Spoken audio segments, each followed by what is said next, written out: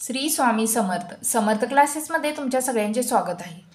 Students, आज आपण या व्हिडिओमध्ये प्रॅक्टिस सेट 2.2 पाहणार आहोत.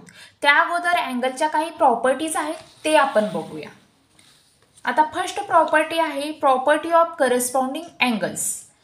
म्हणजे ज्यावेळी 2 पॅरलल लाईन्स असतील, इथं बघितलं तर तुम्ही 2 पॅरलल लाईन्स दिलेली आहेत आणि त्यातून काही एक ट्रान्सव्हर्सल जात असेल, त्यावेळी करस्पॉन्डिंग अँगलचे जे पेअर्स असतात ते एकमेकांना कॉन्ग्रुएंट असतात. म्हणजेच कॉन्ग्रुएंट म्हणजे काय, तर अँगल AMP आणि अँगल MNR जर समजा 110, जर हा अँगल M आहे 110 असेल तर अँगल MNR हाही काय होतो 110 होतो. म्हणजेच हे दोघं काय एकमेकांना कॉन्ग्रुएंट आहेत. आता करस्पॉन्डिंग अँगलचे अजून काही पेअर्स आहेत ते बघा, आणि ते अशा पद्धतीने लिहितात.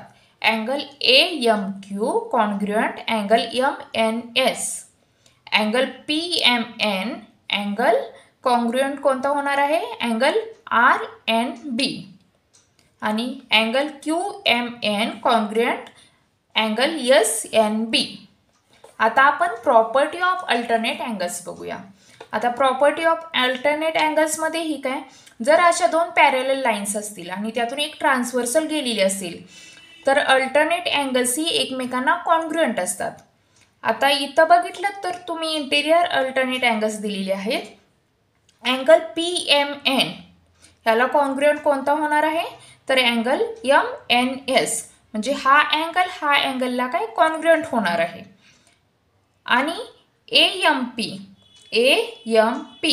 कॉन्ग्रुएंट कोणता होणार आहे, तर SNB हा होणार आहे. QMN ह्याला कॉन्ग्रुएंट कोणता होणार आहे, MNR, म्हणजे ह्याला हा कॉन्ग्रुएंट होणार आहे. आता AMQ ह्याला कॉन्ग्रुएंट होणार आहे RNB, म्हणजे ह्याला हा, का तर हे अल्टरनेट अँगल्स आहेत आणि हे एकमेकांना कॉन्ग्रुएंट असतात. आता आपण प्रॉपर्टी ऑफ इंटिरियर अँगल्स बघूया.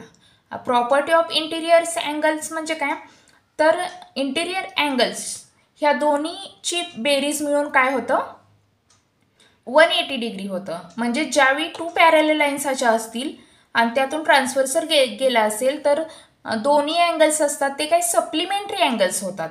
म्हणजेच 2 ह्याची अँगलची बेरीज मिळून काय होतं 180 डिग्री होतं.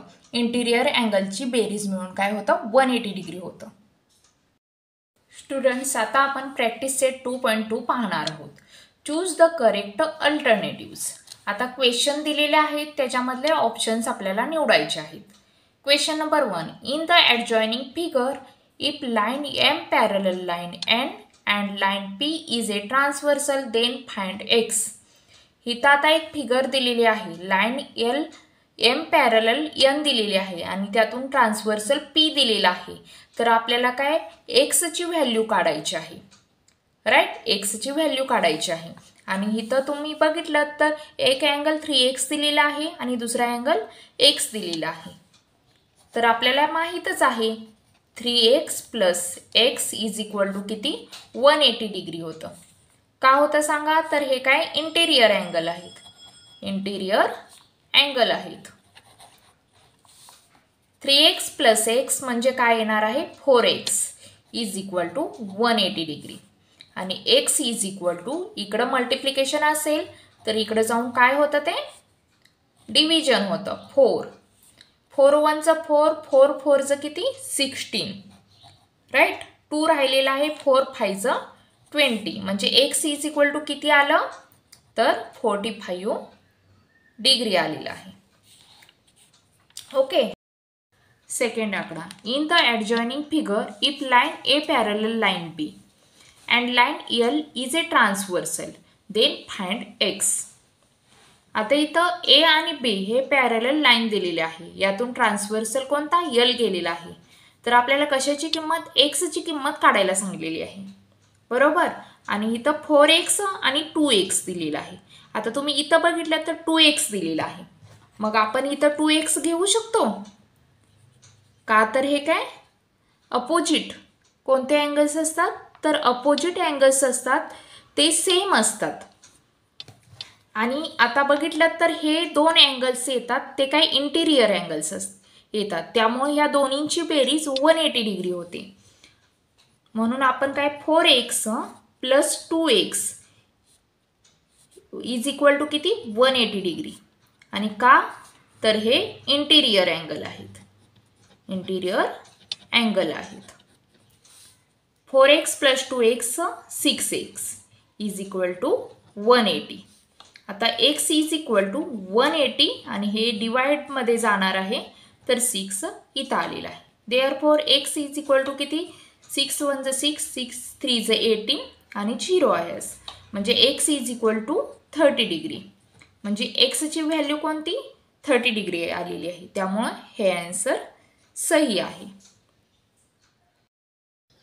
आता आपण क्वेश्चन नंबर 2 बघूया. In the adjoining figure line P parallel line Q, line T and line S are transversal. Find measure of angle X and angle Y using the measures of angle given in the figure. आता तुम्ही इथं बघितलं तर एक figure दिलेली आहे आणि ह्याच्यामध्ये काय P आणि Q ह्या पॅरलल लाईन्स आहेत आणि T आणि S हे दोन काय ट्रान्सव्हर्सल आहेत आणि आपल्याला किंमत काढायची आहे x आणि y ची. आता आपण ती कशी काढायची ते बघूया. आता इथं बघितलं तर 40 डिग्री हे दिलेलं आहे, राईट. त्यामुळे आता हे बघितलं तर तुम्ही हे आणि हे काय करस्पॉन्डिंग अँगल्स येतात, त्यामुळे हेही किती येणार आहे 40 डिग्री येणार आहे. आणि हे दोन्ही लिनियर पेअर येतात, राईट. एक्स आणि हा लिनियर पेअर येतो, त्यामुळं आपण असं लिहू शकतो 40 plus x is equal to 180 degree. का सांगा तर हे लिनियर पेअर आहेत, लिनियर पेअर आहेत आणि लिनियर पेअरची बेरीज असते ते 180 डिग्री येते, right. 40 plus x is equal to 180 म्हणजेच एक्स इज इक्वल टू 180 प्लसचं इकडं गेल्यानंतर काय होतं मायनस होतं, म्हणजे एक्स इज इक्वल टू किती होणार आहे 140. आपली एक्सची किंमत निघाली किती होते ते. आता आपल्याला वायची किंमत काढायची आहे, एक्सची 140 डिग्री. आता वायची इथं बघितलं तर वाय आहे आणि इथं 70 डिग्री आहे. आता 70 डिग्री आणि वायच्या बरोबर समोरील कोण आहे हाही 70 होणार आहे, का तर हे दोन करस्पॉन्डिंग अँगल्स आहेत, राईट. म्हणजेच हा अँगल आहे हा किती होणार आहे 70 डिग्री होणार आहे. आणि y plus 70 is equal to 180 होणार आहे, का तर हे दोन लिनियर पेअर आहेत. मग आपण असं लिहू शकतो y plus 70 is equal to 180 degree, का तर हे काय लिनियर पेअर आहेत, लिनियर पेअर आहेत.